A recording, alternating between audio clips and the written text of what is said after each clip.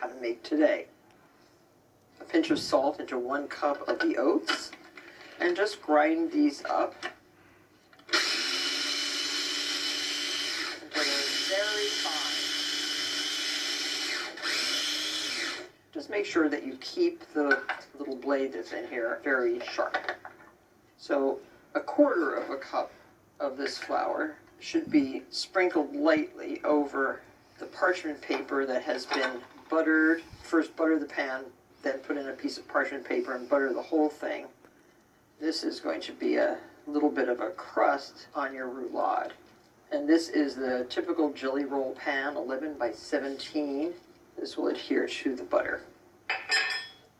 Shake it around a little bit just to get over the entire surface. There, done. So now, to make the cake itself, we have to separate 4 eggs, large. Put the yolks in this bowl and the whites in this bowl.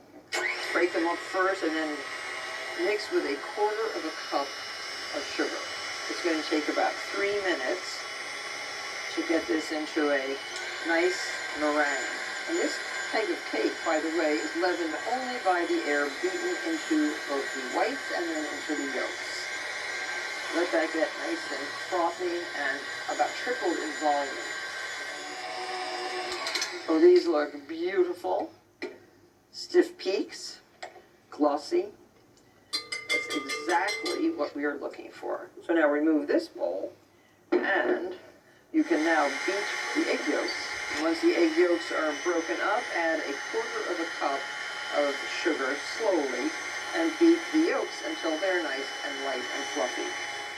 Now this is ready to incorporate right into your egg whites, along with your ground oats and ultimately 4 tablespoons of cooled melted butter. So pour this into your egg whites and try, if you have it, the largest of your rubber scrapers. So fold these. It looks so beautiful. It looks like a lemon custard. And now sprinkle your ground oats right over your fluffy egg whites and egg yolks. And you're mixing, but you're trying not to deflate. And then your butter. So what did Grandma do without electric mixers and without food processors? So here, pour your batter into your pan.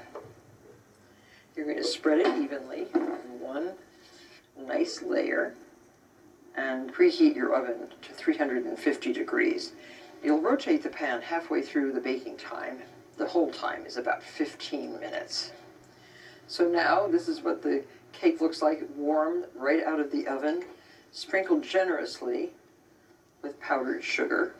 Run the sugar through a sieve, as I'm doing, so that it's nice and fine. And I always love the flavor of the confectionery sugar on a roll like this. And now we're going to turn this out onto a towel. You can hold the towel taut, flip it over. You have to do that fast because you want to get that cake out of the pan. There. Oh, thank goodness it came out. So now take off your parchment. It's very thin cake. And powder again with sugar. If the sugar is getting stuck in the sieve, just use your fingertips, as I'm doing, to push it through.